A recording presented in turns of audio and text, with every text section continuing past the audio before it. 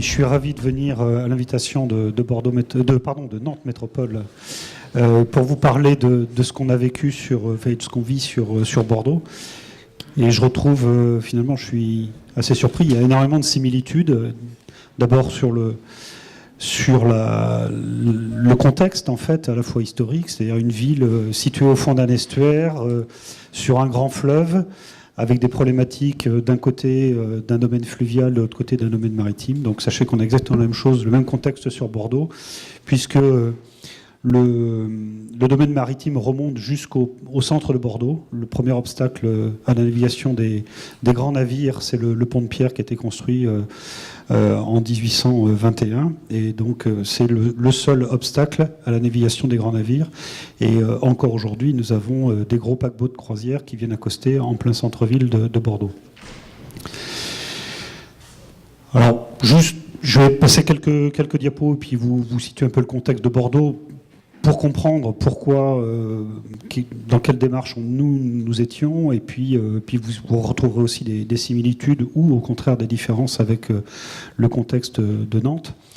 Pour nous, tout remonte en fait au milieu des années 90, puisqu'on a différentes choses qui arrivent. D'abord, un changement politique assez important, puisqu'il y a un changement de présidence à l'époque à la communauté urbaine de Bordeaux, donc devenue Bordeaux Métropole.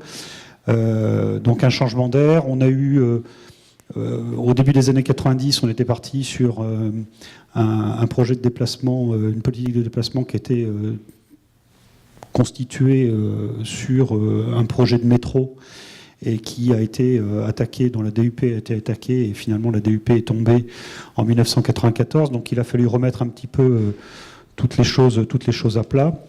On avait un précédent projet de franchissement qui était le pont du Médoc, pareil, qui avait été abandonné.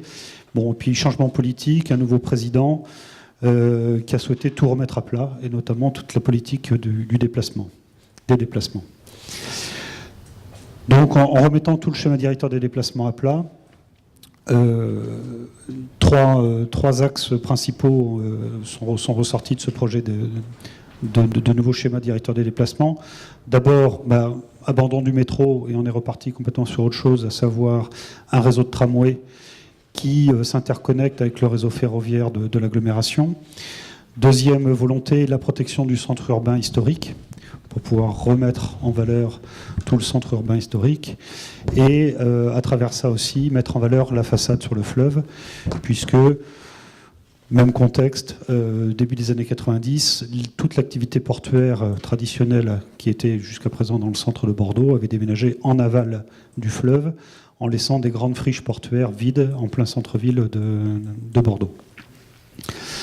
Donc vous avez une carte un petit peu là de notre agglomération, enfin surtout du centre de l'agglomération. Donc vous voyez la courbe de la Garonne. Alors le contexte est là différent, c'est-à-dire que la Garonne, c'est un fleuve assez tumultueux, assez puissant et assez dangereux. On a des marnages très importants, et puis surtout il fait entre 450 et 500 mètres de large. Donc quand on veut le franchir, c'est tout de suite des gros projets et des gros moyens. Pardon, on va rester juste un tout petit peu sur le slide précédent. Voilà. Le gros de l'agglomération, en fait, 80%, c'est sur la rive gauche, et la rive droite, c'est les anciennes activités industrielles, et donc des friches à reconquérir. Donc l'idée, on a un grand maillage des grands boulevards qui contournent tout le centre-ville de Bordeaux côté rive gauche, et l'idée, c'est de trouver des possibilités de faire le bouclage par la rive droite pour avoir à la fois relier les deux rives et également avoir un cœur de ville qui se répartisse bien sur les deux rives. Donc, premier objectif, donc boucler le boulevard par la rive droite. Et pardon, j'ai juste sur le deuxième slide, et également aussi réduire le trafic en fait sur cet arc-là, qui est l'arc traditionnel des quais rive gauche, et qui, dans les années 80, on l'imaginait en autoroute urbaine à 2x4, 2x5, 2x6 voies. Donc l'idée, c'était au contraire de revenir sur l'idée du tout-voiture et de remettre en valeur le patrimoine de Bordeaux. Donc mettre en valeur le fleuve, par exemple, c'est l'opération d'aménagement des quais. Vous avez l'image de ce qu'étaient les quais avant l'intervention, donc une autoroute urbaine et puis des friches portuaires largement colonisées par des parkings de voitures. Donc l'idée, réduire le trafic sur les quais, supprimer les échangeurs au niveau du pont de pierre pour recompacter un petit peu tout ça et refaire des choses beaucoup plus urbaines, et se réapproprier les quais désertés par le port, donc avec tous ces aménagements. Donc vous voyez l'image sur la photo de droite. Ça, c'est une opération qui nous occupait de 2000 à 2009. Voilà. Donc en parallèle, on a un gros problème sur Bordeaux, c'est un déficit de franchissement, le fleuve étant assez tumultueux et surtout très large à franchir. En franchissement autre que ferroviaire, il n'y a que 4 franchissements. Au nord et complètement au sud, des franchissements de type autoroutier, c'est le bouclage de la rocade. Au centre, ce premier barreau, donc, qui est le pont de pierre, un pont qui date de 1821. Donc, adapté, un peu élargi au fur et à mesure, mais on ne peut pas élargir considérablement, c'est un pont en maçonnerie. Aujourd'hui, on y fait passer le tramway, il n'y a plus que deux fils de véhicules. Et puis un autre pont qui date de 1967, c'est le pont Saint-Jean, qui n'a jamais rencontré son succès. Il a de la capacité routière, mais il est relativement peu utilisé. Autant côté rive droite, il y a une belle pénétrante, mais bon, côté rive gauche, la tête de pont débouche sur rien, et donc il est sous-utilisé. Voilà. Donc, dans le projet des déplacements urbains, il était prévu de renforcer le nombre de franchissements. Alors au début, l'idée c'était de rajouter un franchissement au niveau central. Donc il y a eu le pont du Médoc qui a été abandonné. Ensuite, l'idée c'était de faire un pont au niveau des Quinconces. Mais là, on a un problème, c'est que on est en plein dans l'ère d'évitage des paquebots de croisière. Donc il y a eu une concertation au milieu des années 90 qui a conclu que ce n'était pas une bonne idée de faire un pont à cet endroit-là. Donc ensuite, on a basculé au niveau politique les priorités. Donc la première priorité, c'était de faire un franchissement aval, donc sur la zone en bleu. Et donc c'est ce barreau-là qui a été retenu, et c'est le fameux franchissement Chabandelmas qui est maintenant en service depuis mars 2013, qui est un pont levant, puisque comme les bateaux viennent accoster sur les quais historiques ici, il a fallu faire un pont levant pour pouvoir laisser passer les bateaux, avec un débat préalable, pont, tunnel, pont, qui a été assez long à trancher. Voilà. Donc ce pont est en service depuis 1993. En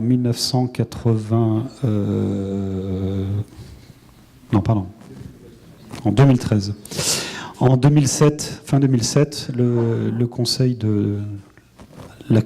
à l'époque la communauté urbaine de Bordeaux a décidé de faire un troisième franchissement.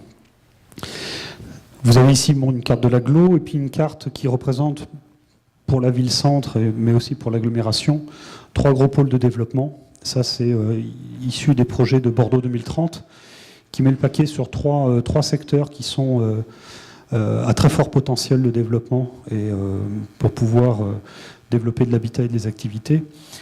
Sur la rive gauche au nord, ce qu'on appelle le quartier Bacalan, qui est l'ancien quartier portuaire autour des bassins à flot. Sur la rive droite, le quartier de la Bastide, qui est un ancien quartier ouvrier avec beaucoup d'emprises ferroviaires et d'anciens sites industriels, donc du foncier disponible. Et au sud, le secteur de la gare, et donc le secteur Belsier, qui est aujourd'hui le secteur sur lequel se développe une grosse opération, qui est une opération d'intérêt national, qui s'appelle Bordeaux Euratlantique, qui est la plus grosse opération de restructuration urbaine en France aujourd'hui. Voilà. Et donc l'idée, c'est de relier les 3 B, donc Bacalan, Bastide, Belsier, avec un nouveau lien. Donc vous voyez, on a le croissant de la Garonne de l'autre côté, et de l'autre côté, donc c'est le fameux bouclage des boulevards avec 2 franchissements. Le franchissement donc Chabandelmas construit au nord, et donc de faire un nouveau franchissement au sud, dans l'axe des boulevards ici, donc c'est le boulevard Jean-Jacques Bosque, donc son nom de code pour l'instant c'est le franchissement Jean-Jacques Bosque. Voilà. Donc ce que je vous expliquais, le pont Levant Chabandelmas, c'est le futur pont Jean-Jacques Bosque. Alors pour faire avancer les choses, donc en 2007, les élus ont délibéré pour fixer les objectifs d'un nouveau franchissement, mais sans donner le mode. Il ne s'agissait pas de dire si c'était un pont, un tunnel ou autre chose. Donc, une délibération, on fait un nouveau franchissement sur la partie sud de l'agglomération, pressenti dans le prolongement du boulevard Jean-Jacques Bosc. Donc, sur un territoire qui monte en puissance du point de vue de la participation, donc, notamment avec un jeune élu, président de la communauté urbaine, très en pointe sur les idées de démocratie participative. On tombe en même temps sur, à l'époque de la refondation du Conseil de développement durable, donc qui est venu nous épauler. Donc une commande politique d'une concertation qui soit approfondie, novatrice et exemplaire. Il faut dire aussi que sur le pont Chaman-Delmas, on sortait d'une longue querelle juridique pour faire passer ce projet qui n'avait pas forcément été bien accepté en amont, donc on voulait éviter de retomber dans ces écueils-là. Les enjeux de la concertation, d'abord il y a une obligation réglementaire, donc c'est l'article L302 du Code de l'urbanisme, qui ne dit pas grand-chose, il n'impose rien, il n'impose qu'une seule chose, c'est qu'on dise ce qu'on va faire, et qu'ensuite, strictement, on fasse ce qu'on a dit, au minimum. Si on ne respecte pas ces deux règles, clac. Voilà. Après, les voies, les moyens sont relativement libres, à condition, bien sûr, de respecter quand même, de mettre en œuvre au moins des moyens à la hauteur du projet. Politiquement, il y a donc une volonté affirmée d'associer les habitants au projet d'aménagement. Et puis, donc, la volonté du président de la CUB de l'époque d'avoir une procédure pilote pour tester des nouvelles façons de faire, pour capitaliser de l'expérience, pour forger des compétences à l'intérieur des services et pour pouvoir ensuite dupliquer ce qu'on aura fait sur ce projet-là à d'autres projets. Voilà. Et puis un exercice qui a vocation à déborder largement le simple champ d'une concertation obligatoire et à se prolonger jusqu'à la mise en service de l'ouvrage. Réglementairement, l'article L302, on ouvre la concertation, on clôt la concertation, on tire le bilan, et puis après, on passe à autre chose. Donc là, la volonté de faire un exercice qui déborde largement cette obligation réglementaire. Donc les enjeux pour cette concertation, ça a été de promouvoir la participation des habitants et de la maîtrise d'usage. Maîtrise d'usage, je ne sais pas si c'est les choses que vous avez aussi... Donc c'est les riverains, c'est les habitants, c'est les futurs usagers du franchissement, c'est tout le microcosme économique qu'il peut y avoir autour, c'est beaucoup de choses. Mais habituellement, on ne les associe pas forcément en tant que tel. Pour nous aussi, c'était très important. D'abord, c'était d'améliorer le projet. On s'était dit, plus on est à réfléchir sur le projet, a priori, plus on va faire un truc intelligent. Donc plutôt que d'être 3 dans un bureau et puis de prendre quelque chose de très technique ou très... et puis ensuite de le soumettre à la concertation et puis d'y aller, on s'est dit peut-être que la maîtrise d'usage, justement, peut nous apporter, peut nous enrichir le projet et nous apporter des idées. Et puis accroître sa légitimité, c'est-à-dire qu'à partir du moment où on aura tous discuté de ce qu'on veut faire, ça sera plus difficile pour ceux qui veulent s'y opposer de venir en disant je ne suis pas d'accord, etc. Donc vous allez voir dans le processus comment ça s'est passé. Expliciter publiquement les controverses, parce qu'il y en a toujours sur ce type de projet. Et puis ensuite, à terme, donc, de limiter les conflits et recours juridiques. Donc le temps qu'on passe à concerter en amont, c'est du temps qu'on espère économiser dans des recours juridiques qui bloqueront le projet après les autorisations administratives.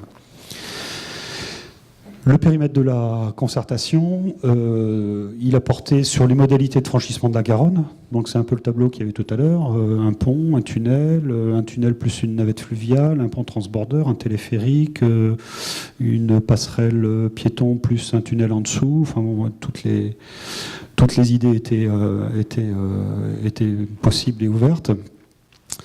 Il a porté également sur ce périmètre portait sur les mesures d'accompagnement environnemental associées au mode retenu, l'impact sur la faune, sur la flore, sur l'économie, sur les inondations, sur voilà, ce qu'on retrouve après, tous les thèmes qu'on retrouve dans une étude d'impact. Par contre, les élus ne voulaient pas revenir sur l'opportunité du franchissement. Donc ça, c'est une particularité, c'est-à-dire que dès le départ, on a dit l'opportunité n'est pas dans la concertation. On aurait pu le mettre au départ, mais il n'y était pas. Les élus ont dit on veut faire un franchissement, donc l'opportunité, on n'en discute pas et elle n'est pas remise dans le champ de la concertation. Donc, une commande politique fin 2007, début 2008. À partir de là, nous, les équipes, on planche, on se dit, qu'est-ce qu'on fait? Il faut qu'on fasse quelque chose d'un petit peu nouveau, d'un peu novateur, d'un peu approfondi. Donc on a posé quelques principes, un principe de confiance et de légitimité, c'est-à-dire comment construire de la confiance avec les gens, avec les maîtrises d'usage, avec les riverains, avec les associations. Un principe de distanciation de la maîtrise d'ouvrage par rapport au dispositif. C'est-à-dire que pour être cru, il faut que les autres aient confiance et que forcément notre parole puisse être un peu distanciée en faisant intervenir entre le public et le maître d'ouvrage des experts qui puissent être réellement reconnus comme indépendants. Et voilà. Et puis un principe de production, c'est-à-dire que on s'est dit, s'il y a des questions qui viennent, il faut qu'on puisse en temps réel et au fil de l'eau, produire de la réponse, produire de l'étude pour pouvoir répondre aux questions que se pose le public. Donc le premier acte, ça a été en 2008 d'élaborer une charte de la concertation spécifique à l'opération. Alors spécifique parce que depuis, la CUB s'est dotée d'une charte de la concertation qui est maintenant applicable à tous les projets, qui fixe des grandes lignes sur la manière de concerter. Mais là, c'était vraiment la concertation sur le pont Jean-Jacques Bosque. Donc c'est un truc que j'avais rédigé à l'époque en regardant un petit peu tout ce qui se faisait sur le métro de Toulouse, sur l'opération des Halles à Paris, etc. Et donc, ça a été la règle du jeu, c'est-à-dire, tout à l'heure quand je disais que l'article L302 du Code de l'urbanisme, c'est dire ce qu'on va faire et ensuite faire ce qu'on a dit, ce document-là, ça a été ce que les élus se sont engagés à faire dans la concertation. Et donc après, la concertation, ça a été de mettre à minima, strictement en place, tous les outils qui étaient proposés là-dedans. Dans ces outils, il était prévu trois choses en particulier. La mise en place d'un comité permanent de la concertation, une espèce d'assemblée collégiale, complètement dédiée à ce projet-là, et qui assurait un rôle central du dispositif, à la fois dans le terme de relations avec les associations, de mise en place de dispositifs de communication, de mise en place de nouveaux, d'études supplémentaires pour répondre à des questions ou à d'autres. Pour répondre au principe de distanciation, donc on a mis en place 2 garants de la concertation, sans lien direct avec la maîtrise d'ouvrage. Donc on avait 2 personnes indépendante. Il y avait donc Loïc Blondiot, qui est professeur à la Sorbonne et très au fait de ces questions de processus débat démocratique, etc. Et Jean Lafont, qui est un ingénieur des ponts et chaussées et qui a travaillé notamment sur la mise en place de toute la Commission nationale du débat public dans les années 90. Voilà. Donc on avait ces 2 personnes-là qu'on avait placées volontairement indépendantes du maître d'ouvrage et dont le rôle était de surveiller à tout moment que le processus était sincère, ouvert, qu'il n'y avait pas de choses cachées et que chaque fois que le public demandait quelque chose, le maître d'ouvrage apportait bien des moyens et des réponses. Et puis avec tout ça, un animateur extérieur capable d'assurer le lien et de déminer les conflits. C'est un cabinet qui s'appelle Médiation et Environnement. Donc c'est Christophe Beroy qui nous a accompagnés pendant tout ce processus en mettant effectivement beaucoup de liens et beaucoup d'intelligence sociale à l'intérieur du débat. Voilà.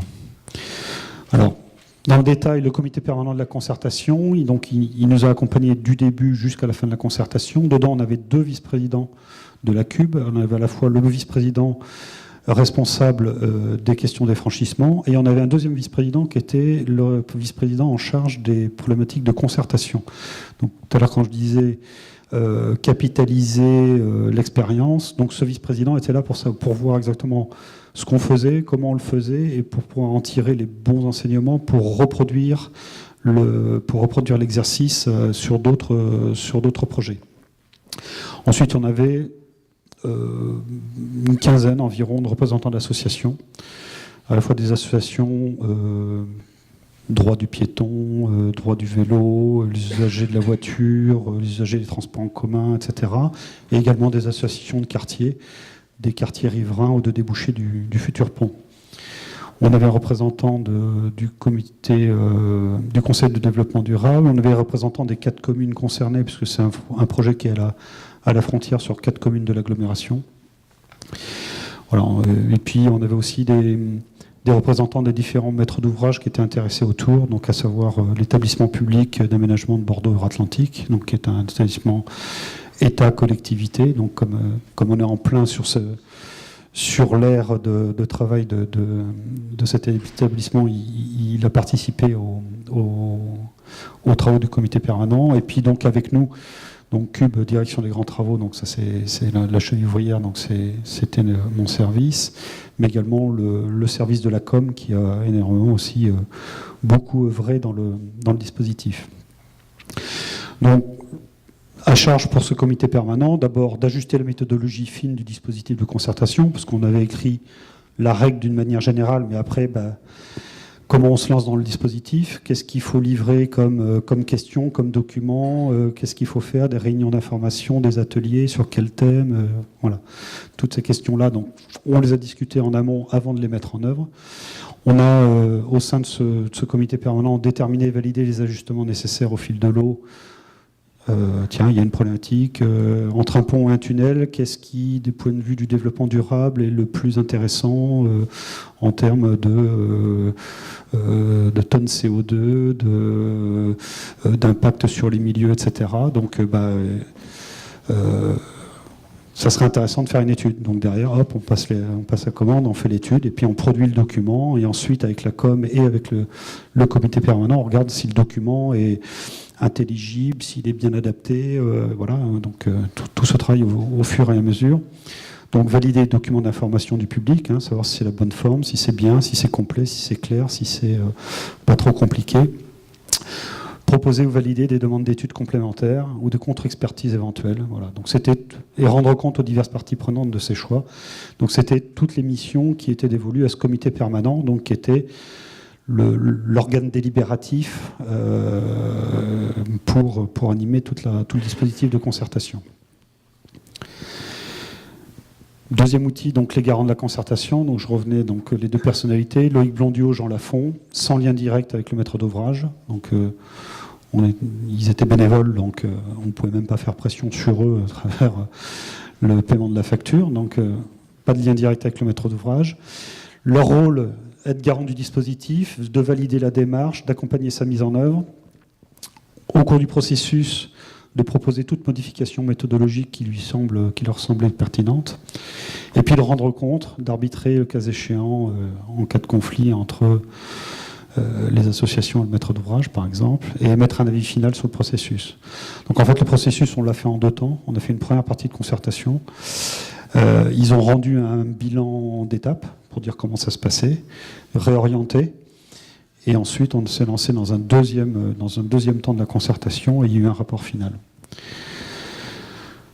Donc l'animateur médiateur, donc c'était la SCOP Médiation Environnement, en charge de la production de méthodes, de l'animation générale du dispositif. Il a animé en particulier les travaux du comité permanent de la concertation, et puis il a aussi participé pour élaborer et animer les rendez-vous publics organisés tout au long de la concertation. Donc, c'est quelqu'un qui nous aidait à monter des réunions publiques, des ateliers thématiques, des journées de travail, des choses comme ça. Donc, les grandes étapes du processus. Il a duré, le processus. On a commencé en février 2009 et on a clos la concertation en mars 2011. Donc, il y a un temps quand même relativement long pour ce processus. 3 réunions publiques de lancement qui avaient vocation à expliciter publiquement le processus, mettre les acteurs en mouvement, faire émerger les points de consensus et les points en jeu. On a eu 200 à 300 personnes à chacune de ces réunions. Ensuite, on a travaillé avec un cycle de 3 ateliers thématiques sur des sessions, chacune destinée à approfondir les enjeux ayant émergé de la première phase du processus, identifier les besoins d'informations complémentaires, faire des recommandations maîtres d'ouvrage pour le projet. Donc, sur la première partie, donc on a ouvert complètement le débat en disant, bon, pour franchir la Garonne à cet endroit-là, quelles sont les possibilités. Donc on a vraiment tout mis sur la table. Et puis donc à la fin de la première partie a émergé quand même la solution du pont comme étant la plus appropriée, la plus adaptée. Mais malgré tout, le comité permanent, à travers ce qui est remonté donc, des différentes réunions, a souhaité quand même regarder la solution d'un tunnel associé avec une navette fluviale pour les modes doux. Et dans ce deuxième temps, en plus, il a demandé à regarder plusieurs thèmes en particulier, la mobilité et les transports, les impacts au sens large et l'espace public sur le pont. C'est-à-dire qu'on voulait pas seulement un pont pour franchir la Garonne, mais on voulait aussi un pont qui soit un espace public. Voilà. Donc là, on a travaillé sur 3 thèmes avec plusieurs réunions. On a eu 30 à 60 personnes sur ces réunions thématiques. Les supports de communication, donc on a travaillé avec un livre blanc en 2 parties, qui a été produit par l'équipe projet, mais ensuite validé avec le CPC. Livre blanc, première partie, donc c'était ce document support, qui est vraiment complètement axé sur le projet. Hein. C'est comment franchir la Garonne à cet endroit-là, quels sont les différents modes, un téléphérique, un pont, une passerelle, quels sont les avantages et les inconvénients pour chaque type de... Voilà. Et... non, pardon, je me trompe. Non, le premier livre blanc, c'était les objectifs et les enjeux. C'est une synthèse du plan de déplacement urbain de la communauté urbaine, des études de l'agence d'urbanisme, etc. Donc c'est en plus allégé ce que vous avez, vous, dans votre document, dans vos documents socles. Et le deuxième, par contre, oui, voilà, c'est celui-là, c'était les franchissements envisageables, donc les différents modes de franchissement et une petite analyse de la valeur, point positif, point négatif de chacun des modes. Les associations ont souhaité que le maître d'ouvrage mette en place une lettre du débat.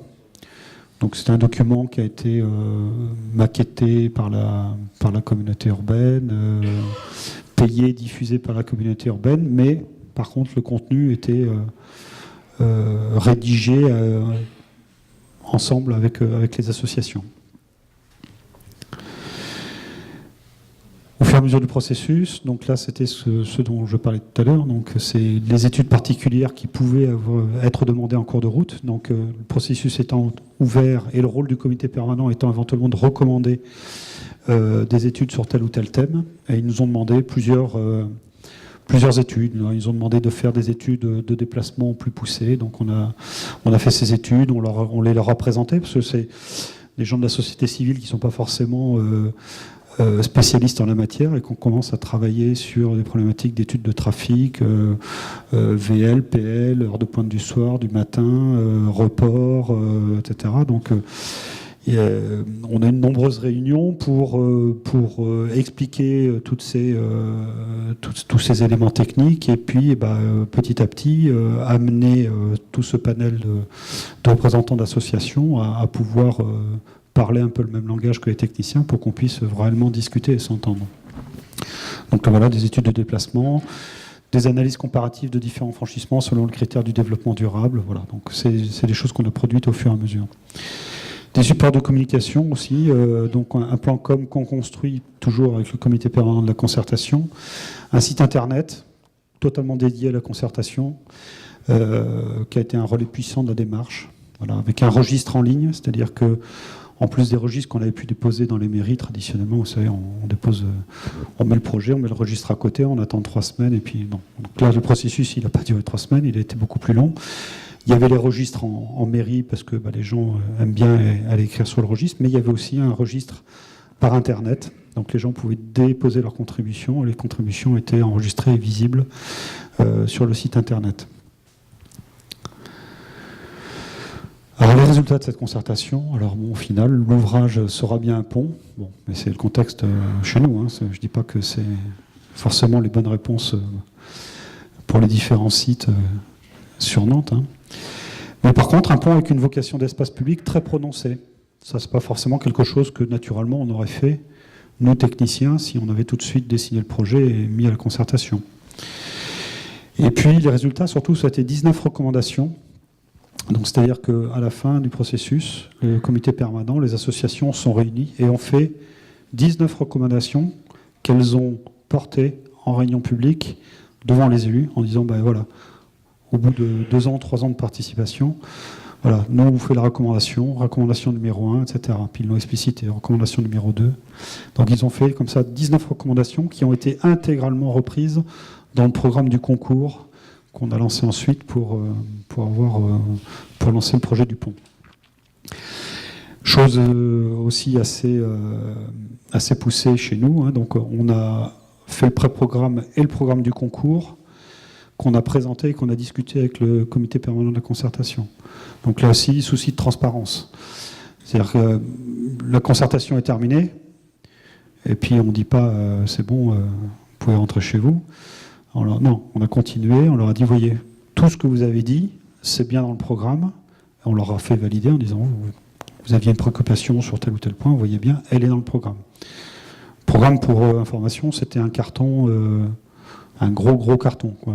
Il arrive souvent qu'on lance des programmes pour un pont qui tiennent sur un petit livret. Là, il y avait de la matière. Volonté également du président de la communauté urbaine à l'époque d'intégrer dans le jury du concours 2 membres des associations du comité permanent de la concertation. Donc là, c'est pareil. Un jury de concours, il faut savoir, c'est anonyme. Et donc, on ne sait pas quels sont les candidats qui déposent des offres. Et toutes les délibérations sont confidentielles. Donc, on a pris des gens, on les a un peu briefés sur ce qu'était un concours, etc. Mais ils sont venus dans le jury et ils ont vu la mécanique de l'intérieur. Alors, bien sûr, ils n'avaient pas le droit de rapporter aux autres associations le contenu des débats à l'intérieur du jury, mais ils ont pu, à la sortie du jury, dire à toutes les autres associations, nous, en tant que participants au jury, on peut témoigner que les choses ont été faites en pleine transparence et que toutes les préoccupations qu'on avait eues pendant la concertation ont bien été débattues au moment du choix du projet lauréat. Il y a un processus qui se poursuit encore aujourd'hui, puisque donc une des 19 recommandations, c'était que le comité permanent de la concertation ne s'éteigne pas dès que le bilan de la concertation a été tiré, mais que ce panel continue à vivre jusqu'à la mise en service de l'ouvrage. Donc aujourd'hui, on a transformé son nom, il ne s'appelle plus comité permanent de la concertation, parce que la concertation est terminée, mais il s'appelle groupe de contact, c'est-à-dire que ces gens-là, on continue à réunir le groupe. Aujourd'hui, on est en train de travailler sur toute la préparation des études d'impact. Donc c'est pareil, là aussi, il a fallu faire un gros travail avec eux pour leur expliquer ce que c'était les études d'impact, ce que c'était qu'un modèle hydraulique, un modèle acoustique, un modèle de dispersion de la pollution, un modèle etc., ce que c'était que des inventaires faune, flore, etc. Donc on les prend avec nous, on les acculture sur des problématiques techniques assez pointues pour qu'ils puissent continuer à apporter leur plus-value au projet et puis surtout à rendre témoignage auprès des autres que le maître d'ouvrage fait ça de manière transparente et sérieuse. Voilà. Petit retour sur le planning. Donc l'écriture de la charte de la concertation, ça...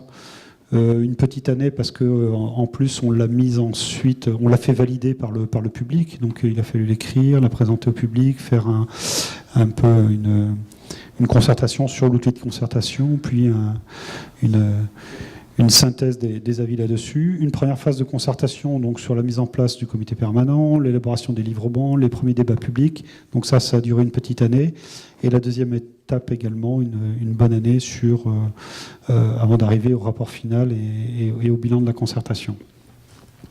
Donc c'est un processus qui prend du temps, souvent. Moi, il m'est arrivé en matière d'urbanisme, c'était il y a bien longtemps, une modification de poste, concertation, ça durait 10 jours, on mettait le dossier en mairie, on attendait 10 jours, au bout de 10 jours, on venait relever le livre sur lequel il y avait des observations, il y en avait en général 4 ou 5, et puis c'était plié, quoi. Donc là, un processus quand même qui a pris plusieurs années. Donc, réunion de concertation réglementaire, une grande réunion publique avec restitution des recommandations, un rapport final des garants, donc pareil, assez solide. Alors, le coût du processus pour la métropole, entre les animateurs, donc qui ont été payés, mais indirectement en fait, parce qu'ils étaient payés par les garants étaient défrayés par l'animateur. Entre les animateurs, les frais des garants, les études, les publications, etc., on en a eu pour 350 000 €. hors prestation interne de la CUBS. La com de l'institution a fait beaucoup de travail en interne. Voilà. Bilan retour d'expérience, donc un processus long, chronophage, à la fois pour les équipes, pour tous les membres qui sont rentrés dans le comité permanent de la concertation. Hein. On a fait pas mal de réunions le soir, 18h, 20h, 22h. Il y a eu un moment où c'était assez cherché, mais très enrichissant et très, très confortable au final, parce qu'on a réellement co-construit un projet. Un changement manifeste de regard entre les acteurs, parce que nous, c'était la première fois qu'on faisait rentrer la maîtrise d'usage dans nos projets, hein, on n'a pas l'habitude. Et puis, pour toutes ces associations, un changement de regard aussi, c'est-à-dire qu'ils sont venus co-construire un projet et ils ne sont pas venus simplement avec un esprit de défiance en se disant « oh là là, qu'est-ce qui va nous pondre ?» Un projet co-construit et enrichi, et une forte appropriation du projet par tous les acteurs, c'est-à-dire qu'aujourd'hui, même quand la métropole dit oui, mais on n'est pas sûr de pouvoir mobiliser tous les financements pour faire l'opération tout de suite, on ne sait pas si on ne va pas décaler d'1 an, etc. Aujourd'hui, c'est les associations qui viennent les premières dire non, le projet on le veut et on le veut tout de suite, hein, parce qu'on a participé, il est bien, il est beau, et il faut y aller, quoi. Quelques conditions de réussite. Donc en amont, avoir réfléchi au processus, savoir exactement ce qu'on fait, avant de pouvoir après ensuite décliner les outils.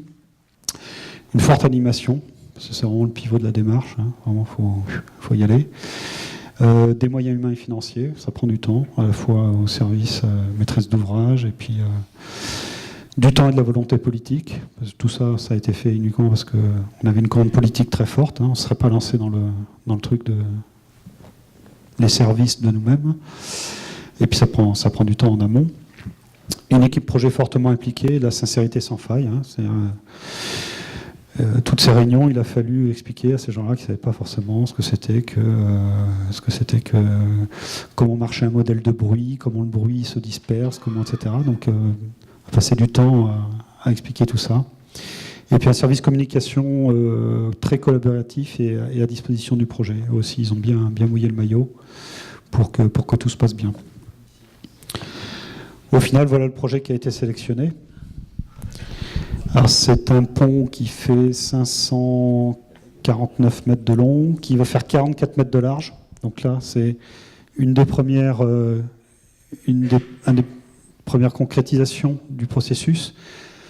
Si on avait fait passer strictement les besoins du programme, on rentrait en 32-35 mètres de large. On a 44 mètres de large parce que ça a été un des points très forts du rendu de la concertation. On ne voulait pas un pont pour franchir la Garonne, on voulait un pont qui soit un espace public. Donc le concepteur qui a été choisi, c'est OMA, l'agence de Rem Koolhaas à Rotterdam. Il a imaginé, en fait, il s'est inspiré du projet des quais. Il a pris un morceau de quai avec toute la vie qui se passe dessus et il l'a jeté en travers de la Garonne. Et l'idée, c'est de prolonger les quais, de passer sur la Garonne et de reboucler, de continuer ça sur une boucle qui fait 7 km du linéaire de la Garonne. Voilà. Aujourd'hui, on travaille, maintenant on est dans les études techniques, et toute la difficulté, c'est de rendre ça possible en tenant compte de toutes les normes techniques. Voilà. Donc on est dans un pays où on aime bien les normes. Donc il faut que le garde-corps il soit beau et qu'il soit sympa pour faire ça, mais il faut aussi qu'il puisse retenir une voiture si jamais une voiture qui sort. Il faut de l'éclairage, il faut tout ça, mais bon, il faut aussi que ça rende... Voilà. Donc aujourd'hui, on est en train de travailler techniquement pour qu'on puisse effectivement livrer quelque chose sur lequel on puisse faire ça. Voilà.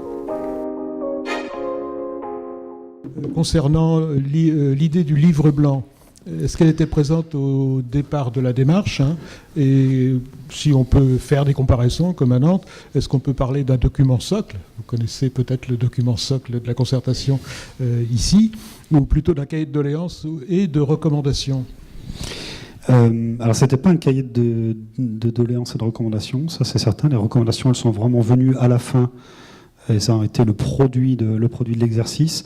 Il était prévu au départ de faire un livre blanc, mais parce que c'était, quand on a mis en place la concertation et la charte, on s'est dit au départ, il faut amorcer la discussion, et pour amorcer la discussion, il faut resituer la problématique de ce franchissement dans les problématiques générales à l'époque de la communauté urbaine.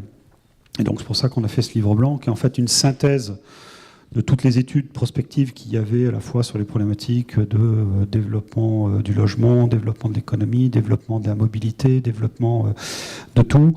Donc synthèse de tous les documents directeurs de l'institution, de toutes les réflexions que fait pour nous l'agence d'urbanisme. Et dès que ça avait un petit rapport avec ce secteur de l'agglomération et la problématique du franchissement, on le retenait et on en a fait une synthèse dans ce document, mais qui est vraiment très axé sur la problématique du franchissement dans ce secteur-là. Alors une deuxième question, est-ce qu'aujourd'hui vous avez une idée concernant le calendrier de la mise en œuvre de la réalisation, sans engagement définitif? Donc on a passé du temps pour faire cette fameuse concertation, c'est du temps en amont. Aujourd'hui, du coup, on espère faire l'économie d'un recours contre une DUP où, honnêtement, on a tellement bien laissé la porte ouverte que je ne vois pas qui pourrait faire un recours, mais bon, on ne sait jamais.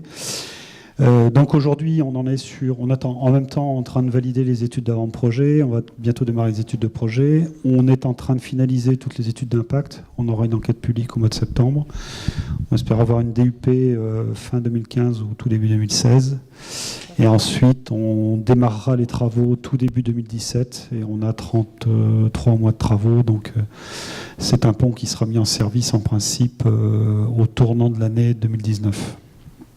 Vers septembre 2019. Une dernière question, et là c'est plus sur la question de la démarche. En fait, si vous aviez à refaire cette démarche de concertation, est-ce qu'il y a des choses que vous ne referiez pas? Est-ce qu'il y a des choses que vous feriez autrement? Et est-ce qu'il y a des choses que vous feriez en plus? Alors, que je ne referai pas... Non, sous l'exercice, on essaiera de faire plus rapide. Mais bon, c'était la première fois, on tâtonnait, donc je pense que si on refaisait l'exercice, on saurait aller un peu plus vite, au moins dans la mise en place de la démarche. Et en plus on s'aperçoit aujourd'hui qu'il y a des questions qui peuvent aujourd'hui faire débat et qui n'avaient pas forcément été posées. Aujourd'hui, on a une association qui a peur de problématiques de bruit. Alors, il faut savoir que de ce côté-là, aujourd'hui, ce que vous voyez en prairie, c'est une autoroute. Donc ce quartier-là, ici, donc il dit un pont, très bien, etc. Il a oublié de demander, dans le cadre de la concertation, que non seulement le projet réponde complètement aux obligations réglementaires en termes de protection acoustique, c'est-à-dire qu'on n'amènera pas plus de bruit, mais finalement, ils se disent, on a oublié de demander qu'à l'occasion du pont, on en ait moins. Comme ils sont le long d'une autoroute, ils auraient aimé... voilà. Donc il y a des choses comme ça qui ressortent aujourd'hui, qui sont un petit peu les points de friction, parce que on a oublié de les... Nous, ou le public, ou les associations, c'est des choses qui ont été... qui ne sont pas venues dans le débat.